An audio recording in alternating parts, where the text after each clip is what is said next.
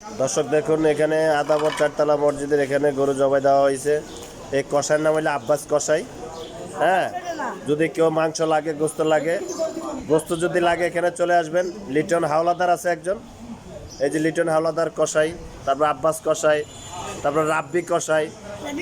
এই যে গোস্ত আপনার ভাগা হইলো বেশি না, 5,000 টাকা করে এক ভাগা, 5 কেজির উপরে।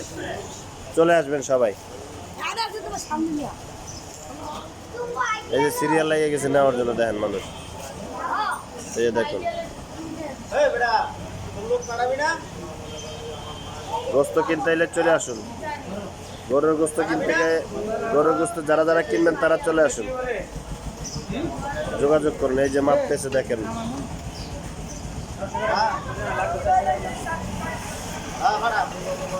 যারা যারা গোস্ত কিনবেন তারা অতি দ্রুত চলে আসুন লিটনের চার দোকানের সামনে, আদাবর চারতলা জামে মসজিদ। বেলাল ভাই, আপনি কি এক বাগা দিচ্ছেন নি? হ্যাঁ, আমরা অ্যালার্জি নাই নাই।